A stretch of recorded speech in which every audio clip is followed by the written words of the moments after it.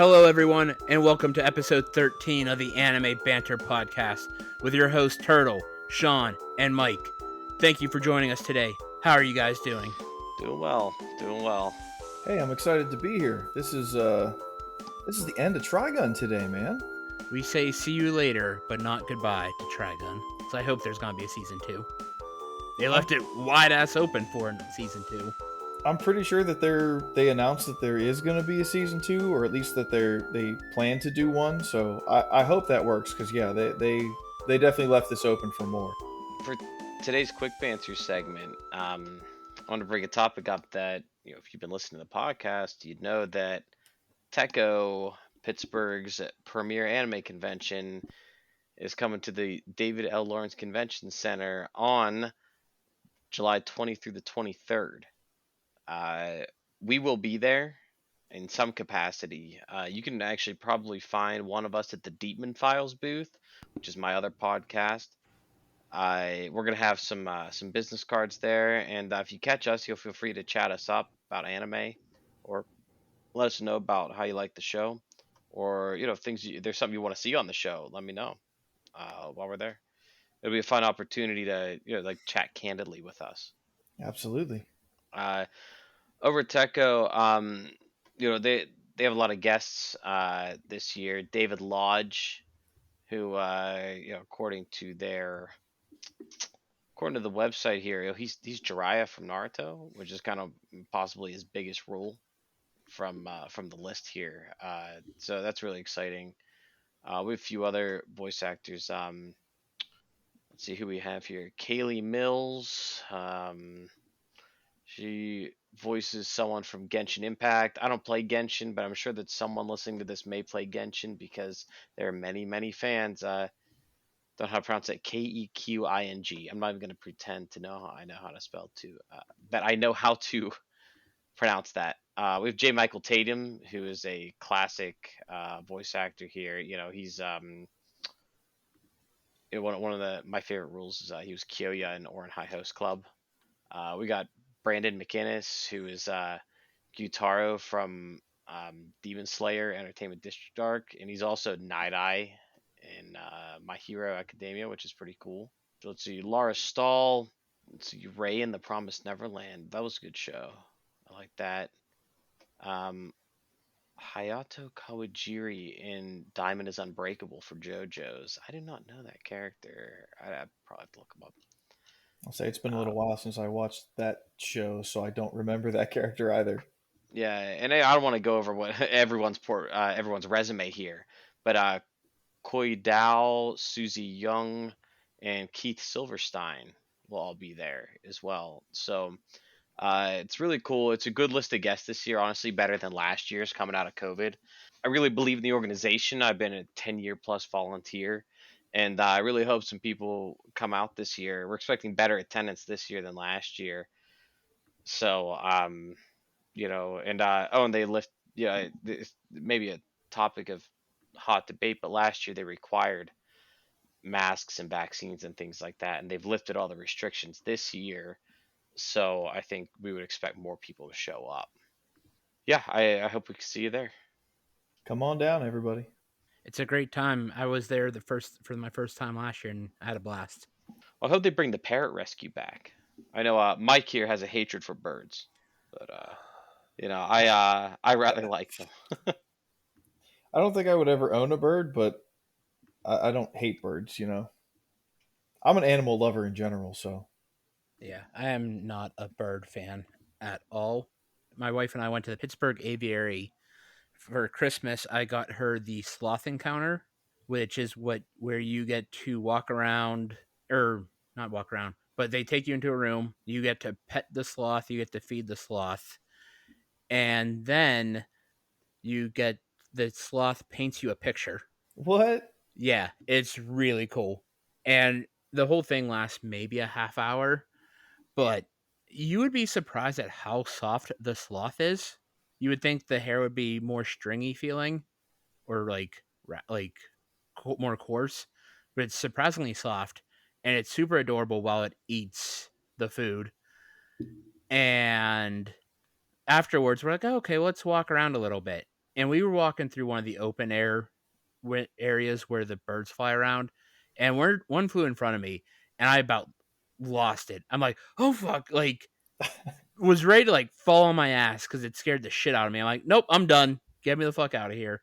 I mean, sloths are cool. I don't want to gloss over the whole sloth thing. That sounds really fun, actually. Yeah, it does. I would definitely recommend it as a gift if you're like if your significant other, your children, who your parents, whoever might really be a big sloth fan, or just want to check it out and like for something new. I would definitely recommend it.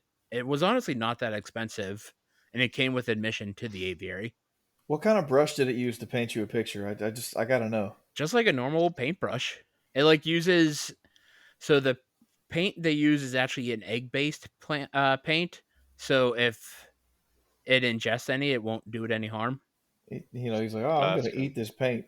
He does honestly sometimes because they trained him to get like to take and give away the paintbrush, and they did it with different foods, including eggs. So sometimes he's just like, "Oh, these are eggs. Gonna eat this paint." Sloths are cool. I They're kind of fan. want to do that now. It's a really great experience. My wife and I, we got a frame that we were able to both frame our paintings in and hang it in our living room. Nice. I'm coming over. Next time I come over, I want to see them. It's definitely a cool experience. But yeah, fuck birds. Today, we are talking about episodes 11 and 12 of Trigun Stampede. Episode 11, To a New World. First thing that really stuck out to me was this was the first episode all season that we jumped right into the opening credits. That opening song, man. We haven't really talked about it since the beginning of the show, but what a great song. Yeah, I I didn't. I actually didn't notice that this was like the first one that we jump right in. Very odd they chose to do it at episode 11, but I'm cool with it. They've done some odd things with title cards and opening credits in this season, much more frequently than most shows I feel like that I've watched. Yeah, a lot of times they'll figure out what formula they're going to use, and then they stick with that the entire way. This show has definitely mixed it up as to when they drop titles and when the opening song kicks in, and how much of a episode do we see before anything else. And they don't really have a formula; they just kind of do what they want, which it's weird, but at the same time, it's like I don't mind them doing things their own way and not sticking to any preset formula. They're like, well, we're going to play half the episode and then drop a title. It sort of fits if you consider this to be like a western in the Wild Wild West. They're like, well, our credits are going to be Wild Wild West. Anything goes. I appreciate it. Yeah. By the way, this episode, talk jumping right in, right? That the lore is insane. Yeah, There were a lot of things we learned here that we did not know, and I don't think this is covered in the original. Is it that like no, the extra dimensional stuff? no, they don't touch on that at all in the previous anime. Yeah, I So this didn't was like, think whoa, so. what? There, there were a lot of things that came out of nowhere in these two episodes that really caught me off guard, like the higher dimension thing, Knives reading the Bible. Yeah, that was weird. Yeah, it felt really out of place, didn't it? Yeah, like it's like He's talking we, about wearing his crown of thorns, yeah, and I'm like, eh. like there was zero religion talk besides like angels, which really I don't consider angels to be religious because I mean you see angels in so many other forms of media that don't consider religion. That's Well, hold on. fair. Um, Were there angels in this? I feel like they've made mention. They're not I like mean, angels themselves, but like I feel like they've been like they like in the flashbacks. They're like, oh, plants are like you guys are angels and stuff of that nature. yeah, yeah. When someone calls like a kid an angel, it usually means that they're just like well behaved and Yeah, liked and things like that. Yeah, They don't necessarily mean literally an angel sent by heaven. and then like the talk of like impregnating the plants. Like, did not expect plant sex talk out of the blue. yeah. This episode definitely got kind of different. And then like Meryl all of a sudden started calling Wolfwood the Undertaker again after she hasn't done that since we first were introduced to that character. I also thought that was kind of weird. Hasn't she called him Nicholas or Wolfwood or whatever? Like, Pretty much since we first were introduced to him, yes. yeah, so it's just kind of weird how she called him Undertaker. Like, And it she makes did, sense when like Zazzy does it. yeah, and she did it twice. I mean, even Zazzy calls Wolfwood the Punisher, not the Oh, Undertaker. sorry, Punisher. That's right. Like, it's Yeah, just, it felt very out of place. It's like, did they like write this episode like out of order? Like, obviously, it takes place at the end of the season, but when they did the writing, did they write it like after we first met Wolfwood or something? Because it just felt out of place. that's fair. I didn't actually pick up on that, but yeah, that is strange. That I noticed that she called him that, but I didn't realize that she hasn't called him that since like the beginning of the show. So that was kind of strange. Yeah, just there were a lot of things that I felt were out of place or came out of nowhere in these two episodes that I was not expecting for being the last two episodes of the season. Oh, I do want to bring this up though. I know we're not necessarily doing things in perfect order here. I like to call out. You have to consider the era that this that like the source material came from.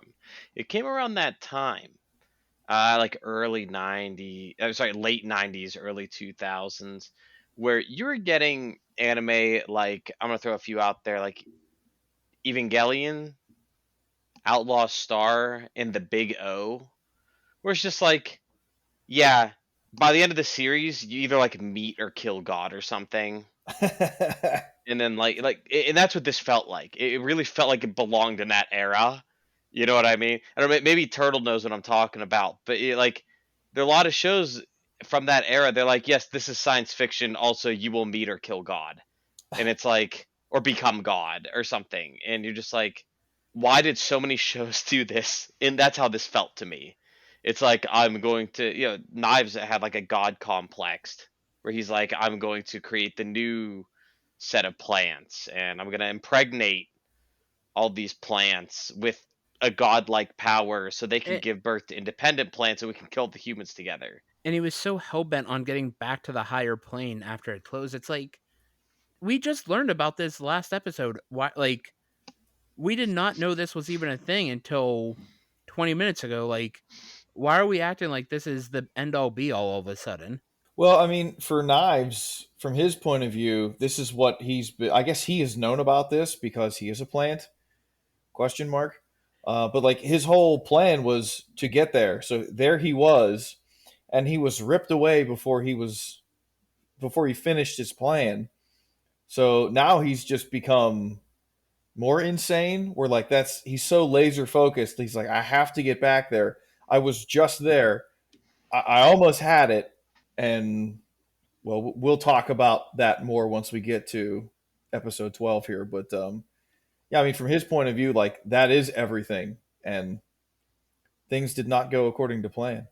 And like I know William's like the quote unquote villain scientist, but like he was just telling Meryl, "Oh, I want to find a way to save humanity."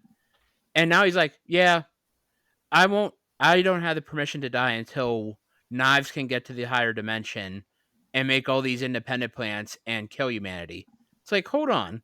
You were just saying you wanted to find a way to save humanity, and now you could care less when Knives destroys humanity?" Yeah, no, it's a really good point. Like he said, he's been trying so hard to perfect humanity. All his experiments were so he could find a way that humans didn't need. Like the plants don't need food or water or anything like that to live. So he's been trying so hard to make humans like that. But obviously, it seems that the reason that plants are this way is because their connection to the higher plane, and not because like there was a genetic modification they could do. So it doesn't seem like the doctor tried to make humans have a connection to the higher plane this whole time.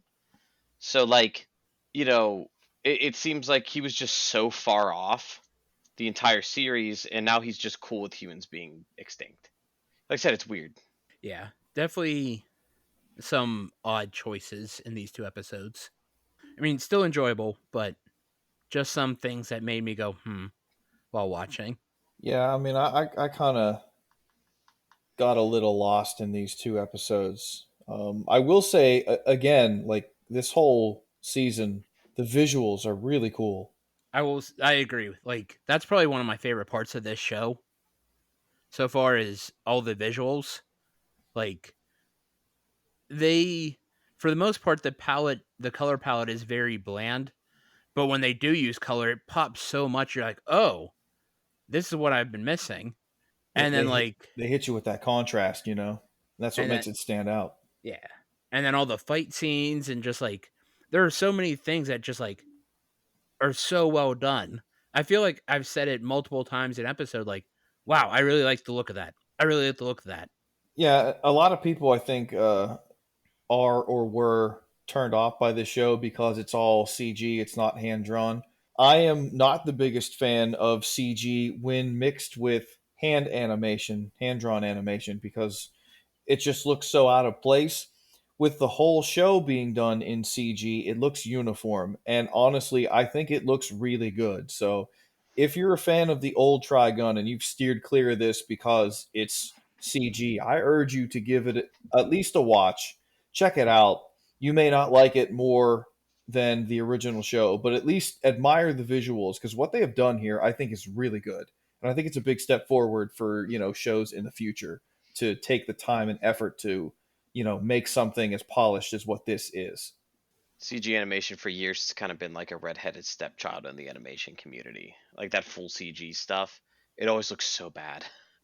But this is one of the few examples where it's looked good. Maybe we're finally turning a corner on that type of Well, animation. now everyone's gonna love it because everyone's gonna hate on AI art, and yeah, fuck AI art. Yeah, agreed. They're gonna be trying to make whole cartoons out of that. Oh, please don't. Please don't. I just I love how after how many Terminator movies we don't want AI, we don't want AI. Now everyone's like, yeah, AI. Let's let the robots take over. Hooray! Yeah, I know. Haven't you people watched any sort of media that talks about AI? It never ends well. Stop I, it. I will say there are things that automation and AI would benefit the human race with, Like but shooting missiles. Wait a minute. I'm gonna pretend I didn't hear that. Yeah, I mean, yeah. Well, that's it. That's it. Right now, it's an arms race. It's military, right? Because they're like, oh, China's AI is so much further ahead of the Americans or whatever. So now we have to ramp up our AI research. And I'm like, great. So all the world powers are just going to be, who's dominant with the AI, and then Skynet. well, we don't have to worry about the AI tech when we have to worry about alien technology, Oh well, could be on its way. which not to get too far off on a tangent, but I did not have going to high school with the whistleblower on my bingo card. You did send me that article about a whistleblower for the government who did go to our high school, and that is pretty wild to me. And I knew him. I talked to him. Yeah, I went to I knew him really well. We would in the summers we would go to the pizza buffet. Oh crap, you knew him real well then. Yeah. Wow. Yeah. And then we both went to the same college together. Yeah, I'd say he when I was a freshman, he was a senior on the tennis team, and I was a freshman on the tennis team. But he was varsity, I was junior varsity, so we didn't interact much. But anyways, let's get back to Trigun. Yeah. Whenever Knives jumped into the pool, I'm like, wait, you just had a trap door to trap Vash, and you were just gonna jump in after him? Well, he had to get him in there. Yeah. Now that he's in there, the plan can begin. I mean, couldn't he have just stabbed him with a bunch of knives and opened the door and dragged them both in? It had to be in the pool where all the other plants were, right? All the other plants were in the pool, correct? Yes, that's what I'm thinking. It's got something. Maybe there's something special in that water, and he needs that to make the connection. It's where all the KY jelly is. Oh my god! It's definitely what that liquid was. Don't encourage him. That's how the babies are gonna slip right out. Okay, this conversation is derailed quickly. We've gone so far off the rails. Yeah, this. Well, it's. I mean, we've gone as far off the rails as the episodes of Trigun did. To be fair, that's true. This episode in particular really does go off the rails. Especially with the little trip that Knives has Vash go on. That's kind of messed up. I mean, like, he's invading Vash's mind to like erase his memories and erase his sense of self. That's messed up. Yeah, but you guys ever get tired of the trope in anime and video games where like you go into a character's mind and someone outside is like, "You have to wake up. You have to come back." I'm like, man, you could count. There have to be 100 of these like out there It where like I get so tired. It's such a cliche, a it tired is. trope. It is. Like it was fine. Like I enjoyed the flashbacks. We got a little more of that backstory. I would tell you what, when they were in the mine and they showed that like dismembered plant, That was something new. yeah. Yeah, we learned her name is Tesla, and it was the same plant that was in the picture with William. Oh, Oh, is that? was it? See, I Yeah, didn't pick that up. I didn't pick that up either. That makes sense. but like, was William the? I guess maybe William was the one who did all the testing on her. Dr. Billy, that makes sense. Well, you know how the woman who is like their mother figure for Vash Rem. and Knives. Rem. Maybe Dr. William was the like a father figure to that young girl, and I wonder if how there's the girl who creates the nails Yeah, and shoots them. I wonder if that Tesla person had a similar problem where like their personality was unhinged or they had a power they couldn't control or something like that. Interesting. that But we could know be. nothing. No, except like she was cut up and stored in what 5 or 6 tanks, I believe. Something like that. Her tongue was in one. Yeah, that was really weird. I mean, maybe she had some kind of ability. Maybe she could, I don't know. I would figure like some kind of like sound attack, but that would be more vocal cords than just the tongue. So Um, it's weird. Maybe she could control minds or something. Like say something to someone and With her tongue, maybe she could like lick your forehead and control your mind. ooh, maybe. Cut that tongue off, throw it in the vat. I liked all the flower petals during the memory stuff, like how people were just sort of floating away into flower petals. Yeah. That was really well done. I thought that was a cool animation. I agree. Good And visual. like the glowing flower petals, I'm like what was up with that? And I'm like, I guess that's connection to Rem. And then I'm like, because at that point we didn't know about the flower being Rem's favorite. But I'm like, Rem is human, so it's not like she has a gate or something. But I think overall it was just like a weird drug trip, except the drugs were knives and lube. Not to, and to circle back real quick, I want to call Wolfwood out. Not cool stealing Roberto's last cig. Man just died and you're stealing his last smoke. Not cool, man. Not cool. Not like he can smoke it. He did say Yeah. he owed him one. And That's true. I guess his owing him one was saving Meryl's ass in the next episode. I mean, I think Roberto would not want the cigarette to go to waste. So I think he would have rather Wolf would have taken it and smoked it than have it just, not be smoked. That's true. Roberto was cool like that. But going back to the memory wiping trope, Knives tells Vash that he crashed the ship on purpose because Vash had no powers and the humans would always see Vash as a pet and he did it to protect them. And like that moment there was what got Vash to break and like finally open himself up to Knives. Yeah, it really bothers me when Knives seems to put a lot of the blame on the ship crashing on Vash. He's like, "Hey, you were my accomplice. Like, this wouldn't happen if it wasn't for you. Like, I did this because the humans were gonna mistreat you, and you would have no real independence. They would treat you like a pet. Blah blah blah." And like, it's like a stupid guilt trip. Like, it makes me mad as a viewer because I'm like, Knives did all of this of his own volition.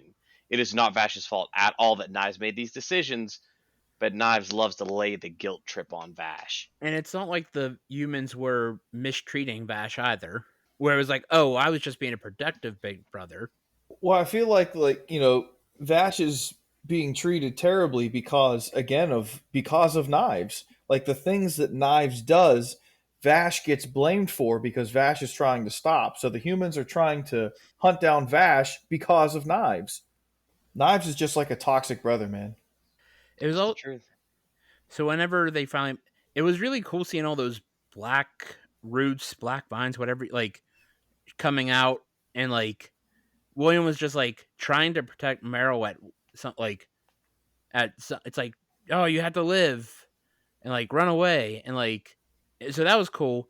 But I really laughed my ass off when we go back to the police officer and he's eating ramen and everyone starts shooting at the roots and he's like, I'm gonna keep eating my ramen, but this probably isn't good. I really like that scene. I thought it was funny. Just having the officers just, they're hanging out. Like, I feel like that's a regular hangout for them. They go there all the time. So like the ramen booth guys, like, yeah, you guys calling it early tonight? And he's like, nah, we got to work through the night.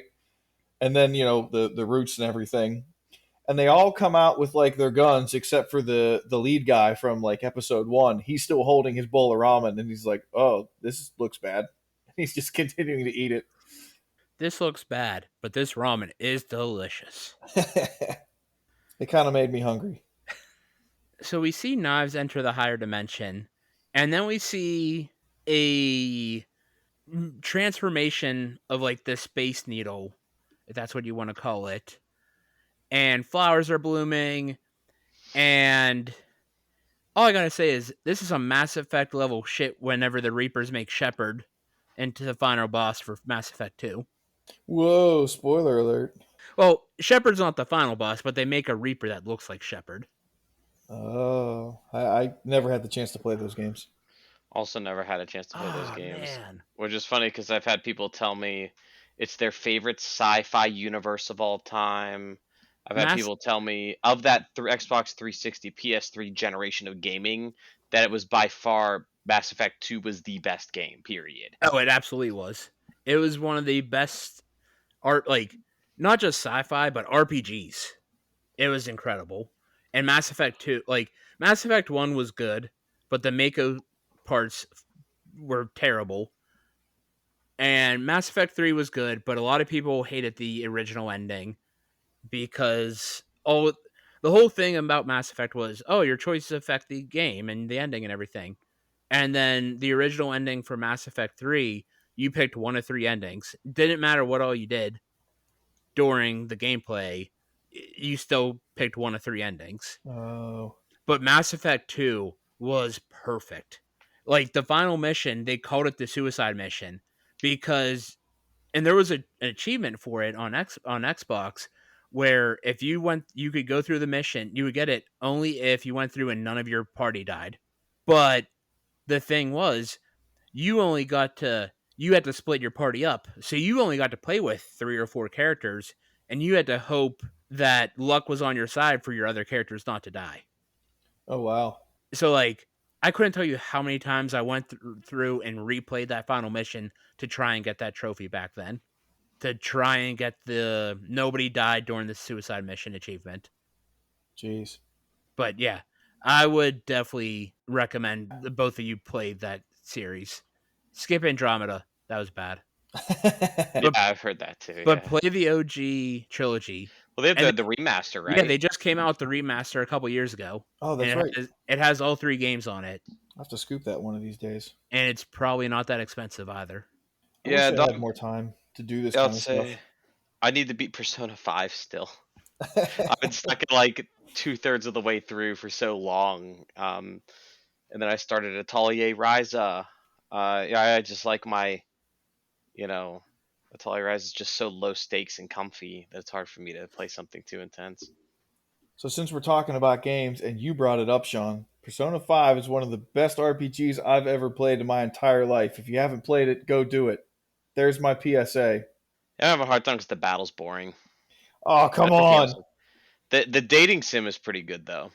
The life sim, The whole game is so stylized and artistic, and I absolutely love it to death. The art is very good. And the turn-based system is fun, despite what Sean says. Definitely the weakest point of the game. And the soundtrack is top notch. Oh, the soundtrack is bitchin'. Oh. So that concludes episode 11.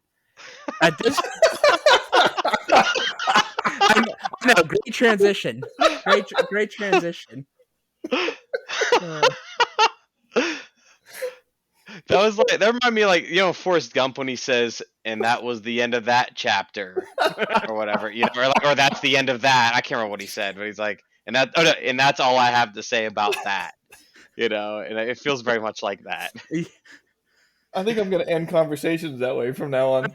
Yeah, And that concludes that's the end of all. this episode.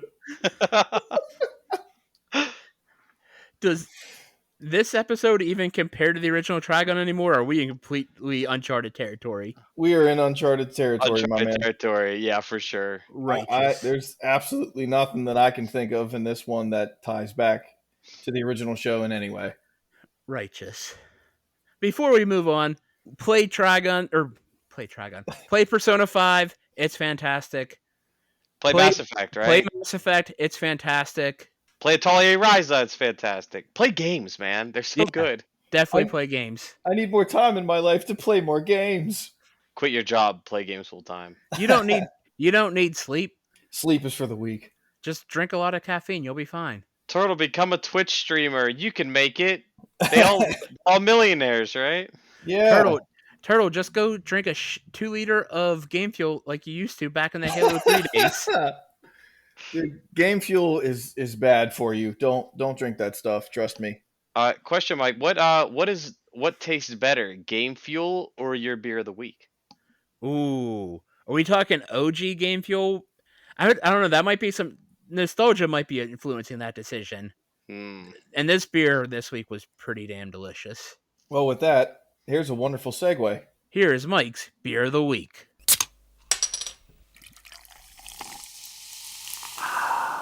This week's beer of the week is from Thin Man Brewing up in New York, and it is the Sci-Fi Hamster Wheel. I know the name was. I saw it at our beer distributor nearby, and whenever I saw the name, I'm just like, "Yep, I need to get this." And the label on the can was absurd. Definitely go look up the label because it just. I got a good laugh out of it, and the beer name was also hilarious. But it was actually a really good beer. And I know this is going to shock some people, but it's an IPA. I know, it's shocking. It's the third IPA I picked in 4 weeks. But what can I say? I really enjoy IPAs. And it's a New England IPA, and I really love New England IPAs. The Sci-Fi Hamster Wheel is 6.6%, and it has 0 IBUs, which is important because when people hear IPA, they just assume, oh, it's gonna be bitter, it's gonna be hoppy, I'm not gonna like it, I'm not gonna even try it. But with the 0 IBUs, you don't get any of the bitterness, you don't get the hoppy flavor, you get a lot of citrus taste, which usually it comes with the New England IPA. So a lot of citrus, pineapple, great mouthfeel.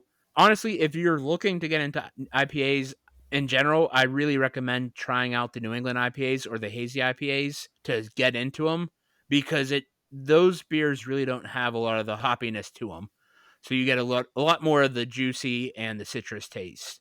My wife hates IPAs, but she'll drink a New England and a hazy every once in a while and actually enjoy it. So with this beer, the untapped average rating was a 3.91, and I give it a 4.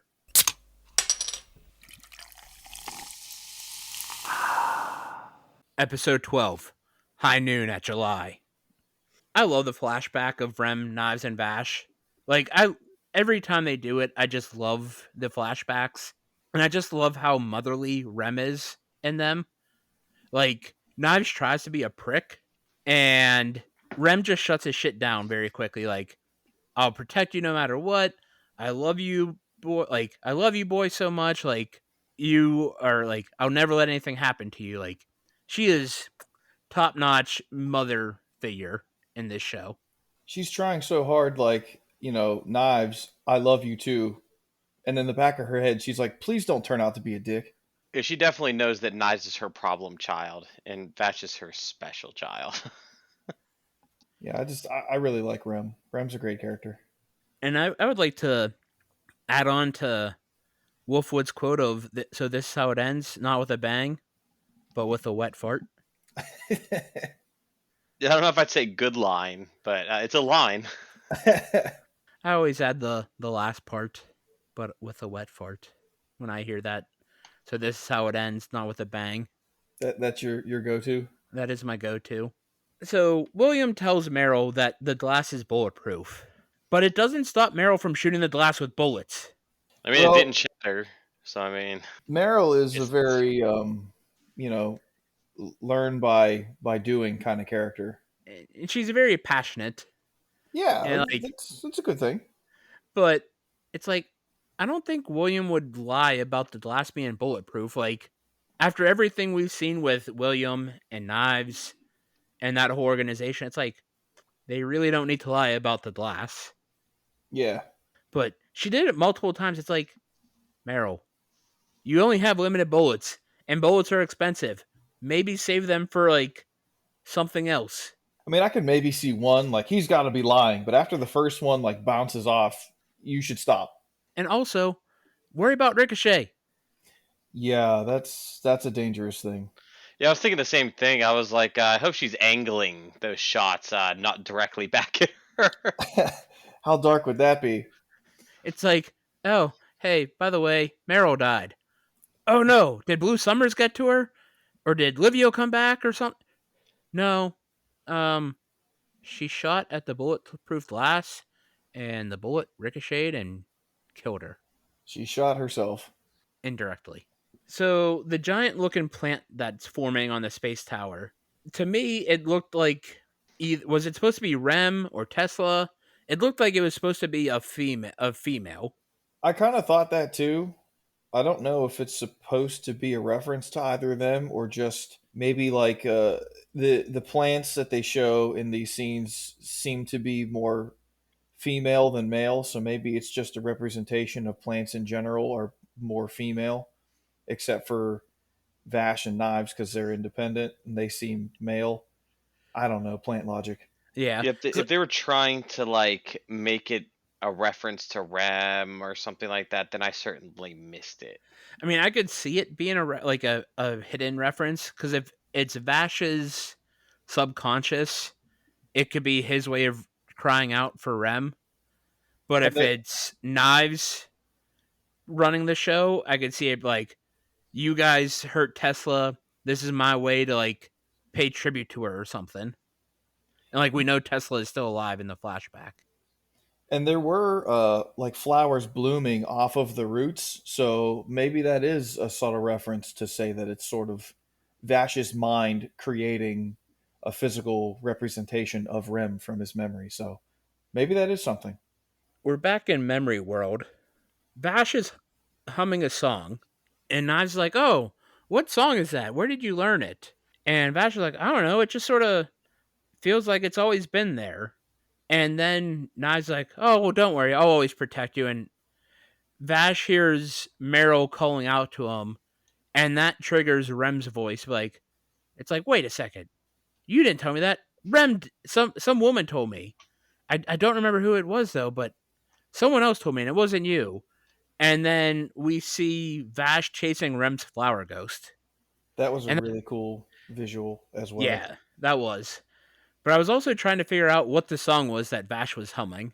I'm like, is this Vash humming the opening or closing credits just as like a wink, wink, nudge, nudge, look at us being clever scenario, or was it a different song that I just don't recognize?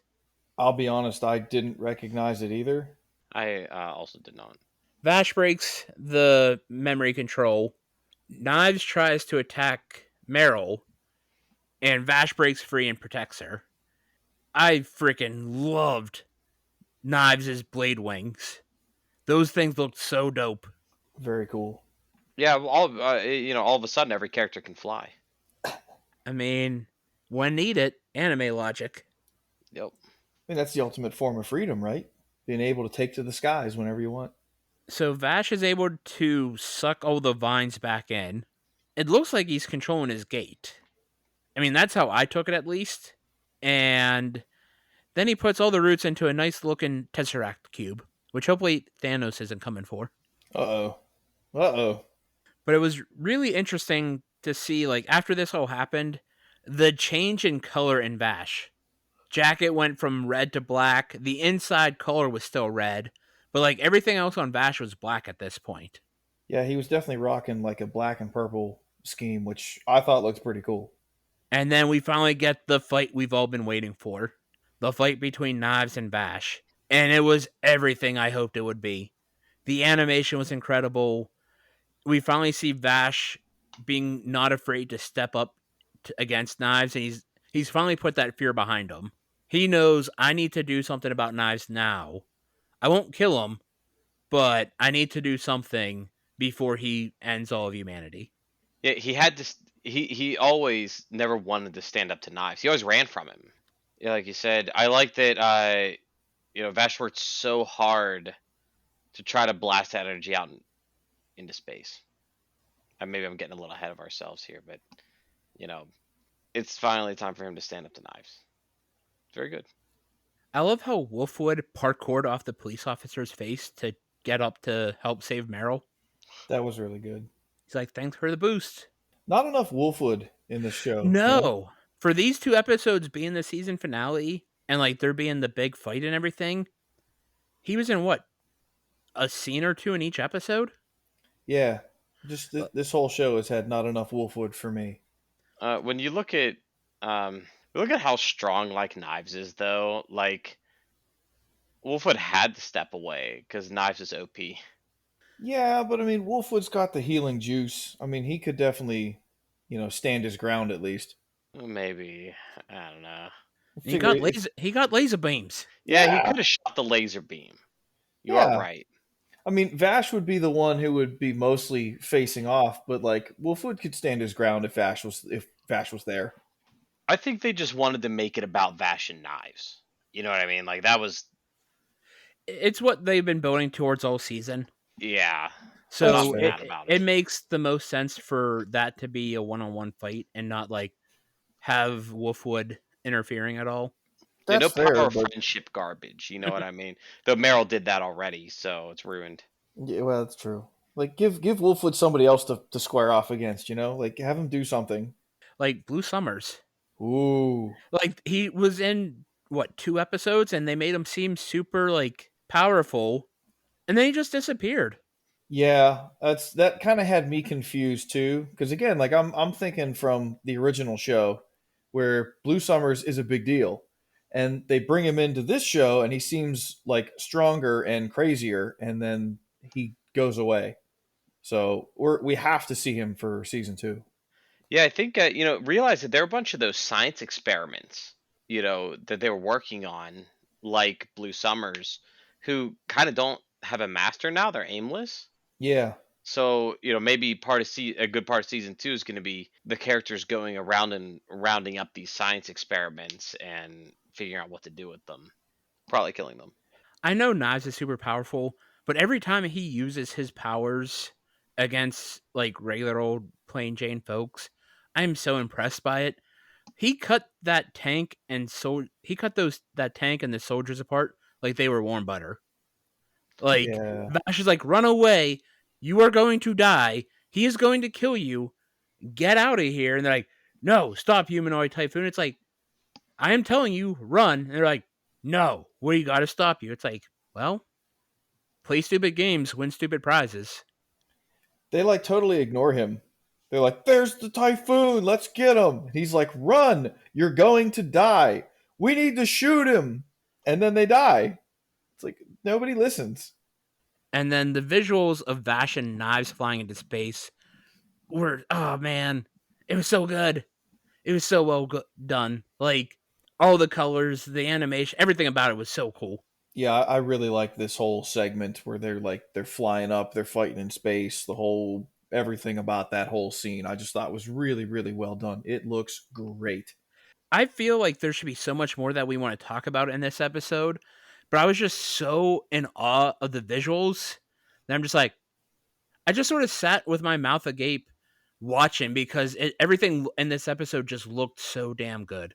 Yeah, this episode, the last one in particular, it's very very stunning visually. Where it feels like there's not a whole lot of story being thrown at you. It's just visual spectacle. Just kick back, put your feet up, watch this, and they delivered. It's really good.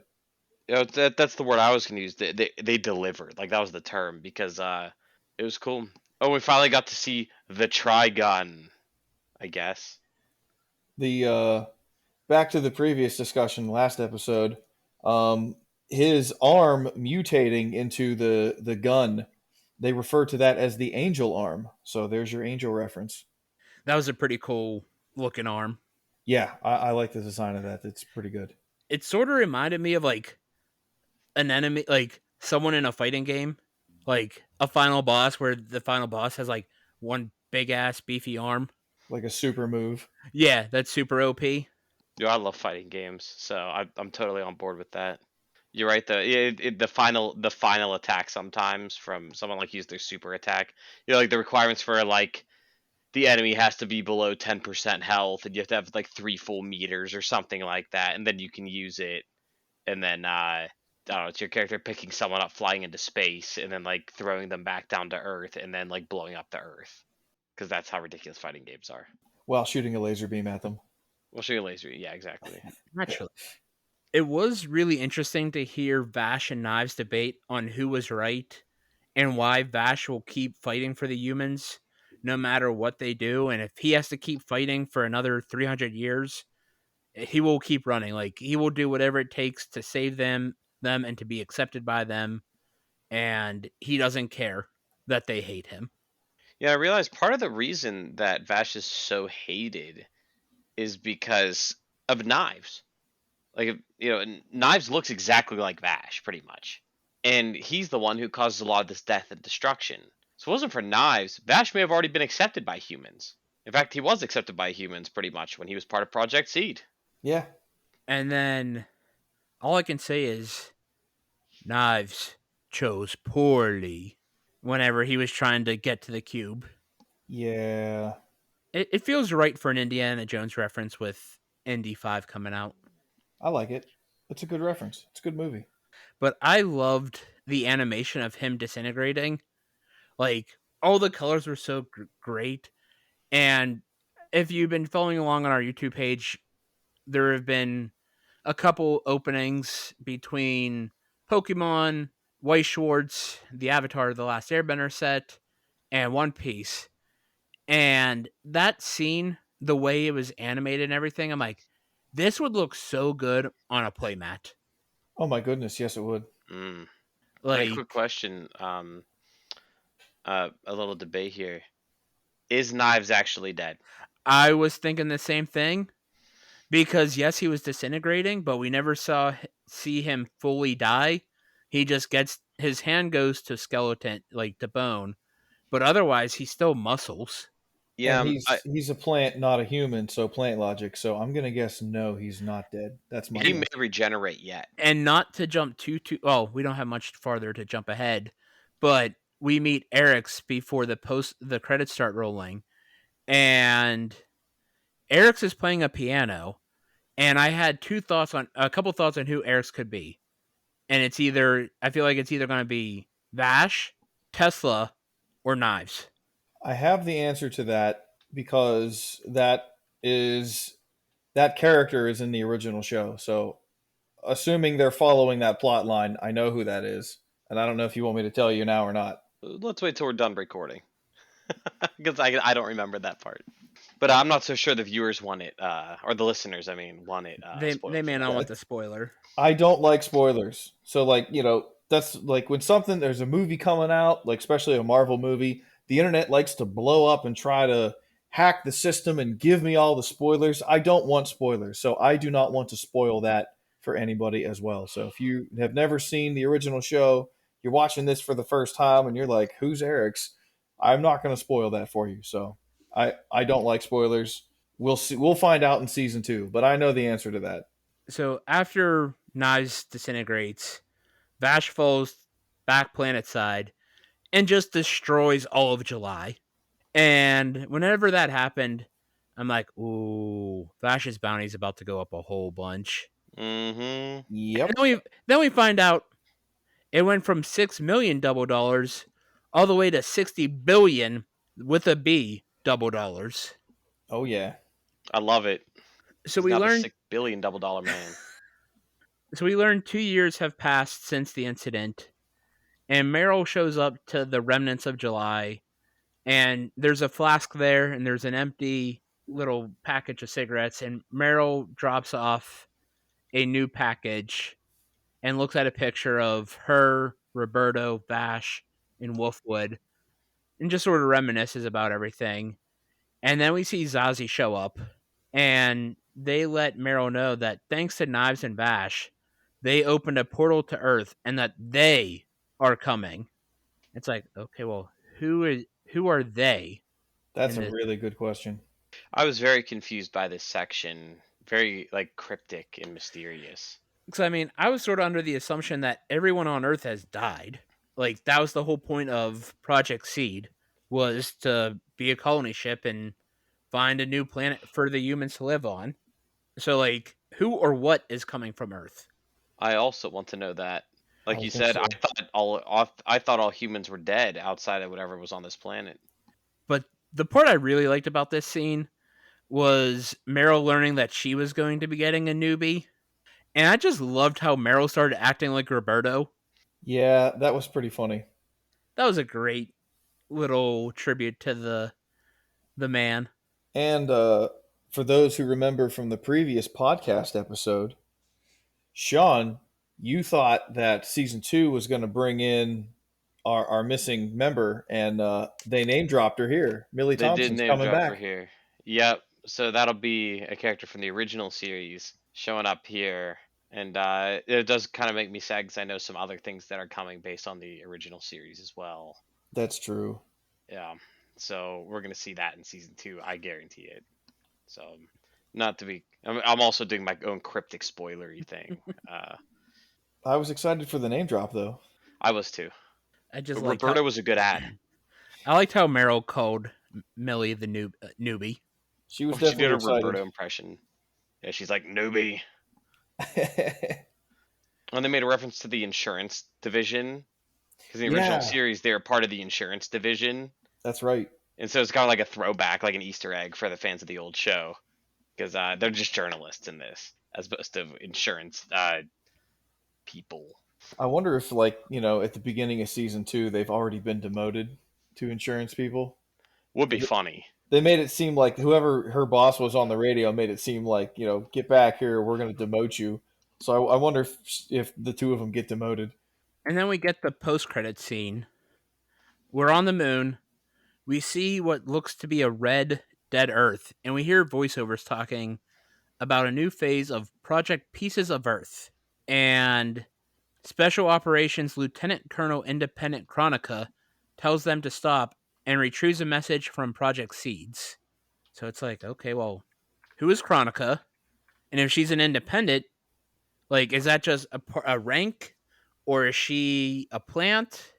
Another independent plant? And what the hell is Project Pieces of Earth? Yeah, when they dropped her rank Lieutenant Colonel Independent, I was like, uh-oh.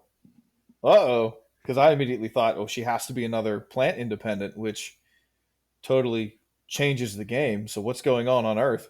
No clue.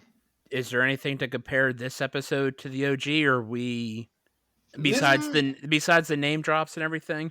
There are some comparisons because Vash and Knives kind of resolve things here, don't they? I don't know. I mean, to be honest, I definitely think Knives is going to come back. Um, Yeah, I kind of do too. I don't think he's gone. The angel arm is used in the original show, albeit it's a little different, but it exists. So I was kind of pumped to see the angel arm in here. Like, yeah, there it is. The Millie Thompson drop.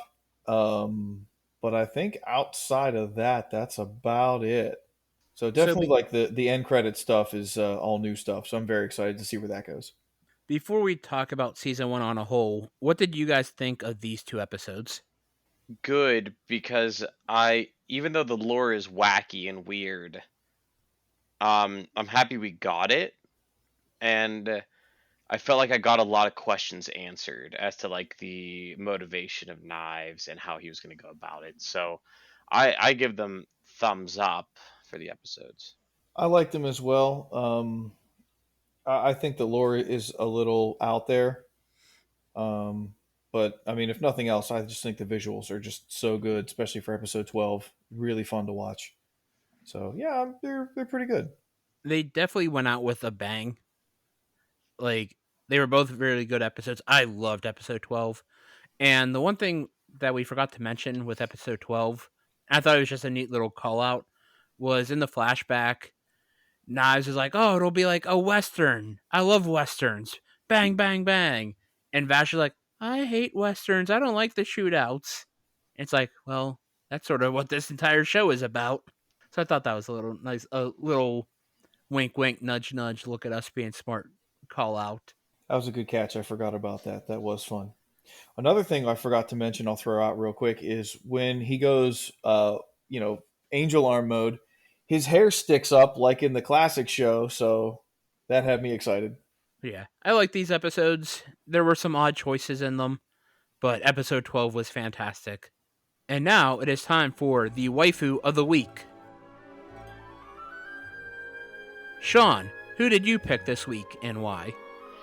I'm gonna pick this one as my waifu of the week, and for season 1 in general. You watch this show and you realize it really is the Vash the Stampede show. Everything from the flashbacks to the lore is all focused right around one person, and Vash is a legitimately good guy who gets himself wrapped up in his brother's harebrained schemes.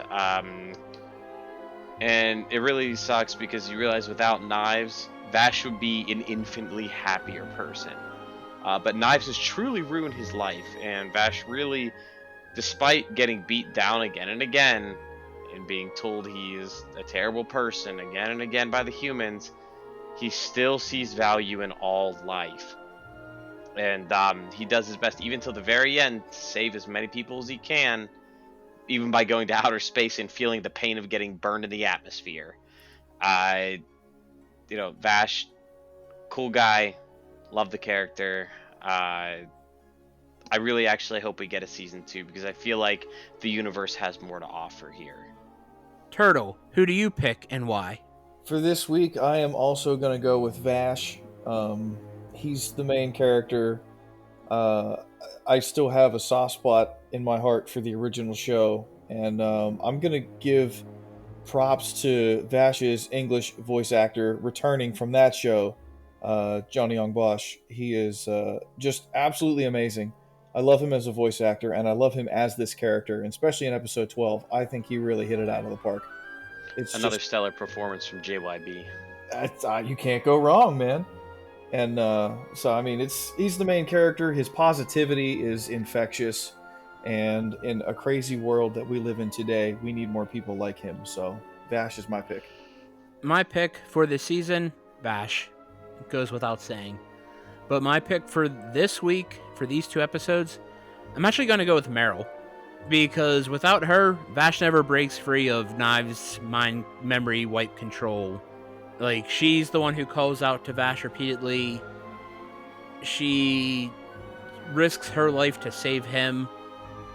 And even William is like, run away, girl. Like, what are you doing? You're going to get yourself killed. And she's like, nope. I need to save Vash. I need to help him however I can. And Vash even's like, hey, thank you. Like, you calling out let me hear Rem's voice. And that's what broke me free. So I picked Meryl this week. Respectable choice. She was probably my second. Overall, what did you guys think of season 1? It was good. Nothing like the original series. The vibe was completely different. The series is way more dark than I expected it to be, but I still viewed it as like on the scale of some people rate things out of 10, but sometimes I rate things out of 1, like 0 or 1, like yes or no. In that case, I would give this a 1 out of 1. I think it deserves to be watched, especially by fans of the original, for an interesting comparison. Turtle, what did you think of it? I like it. It, like Sean mentioned, it gets real dark real fast. I think the one thing I enjoyed about the original show over this is the level of comedy in the original show. The show starts off very, very funny, and that's a big part of Vash's character is his silliness to combat the pain that he's feeling inside. He puts on the happy face. He's completely silly. He's very goofy, but when the moment hits and he has to get serious, he will. But again, he's against killing and hurting people. So this show gets real dark real fast and kind of stays in this darkness, and you even see it visually with the lack of colors in most things. But I think if I had to pick this or the original show, I prefer the original show. There are a lot of elements that are in both. This is a very different story they're telling. And at the same time, I am still excited to see a season two to see where they go. There's a lot of elements in the original show that they didn't touch on or didn't adapt. And I can see them definitely working them into a season two in a different way. So, though, as of now, at least, I prefer the original show. I did like season one, and I'm excited to see a season two just to see where they take it as a comparison. But I prefer the original show as of now. As we all know, I had nothing to compare this season to because I didn't watch the original. So now that we're at the end of season one, my question to the two of you is: am I safe to watch the OG Trigun without it spoiling season two? It's hard to say, in my opinion, because the whole space thing and people from Earth is totally new. But I still feel like there's a lot of things that were in the original show that they can still work into season two. So I feel like that might be spoiling something. You'll definitely get a spoiler. Like I said, I think we're gonna get a lot more Blue Summer in season 2 here. That was the Um, whole thing. and yeah, he was a major villain in the original series. Um, And we definitely and need someone to step into the villain role. yeah, they do. That is true. But I think they're definitely spoilers if you watch the original for season 2. But it doesn't mean you shouldn't watch it. You're just gonna know a few things that might happen coming up here. Yeah, I mean, I personally I cannot recommend the original show enough, but I don't know if you want to put yourself in that scenario where you're going to have some insight. I think the parts are going to be addressed differently in this show, but there's definitely some major elements, with Millie and with Blue Summers for sure that they can still work in and adapt into season two. So I'm going to say that there's definitely spoilers going to happen there.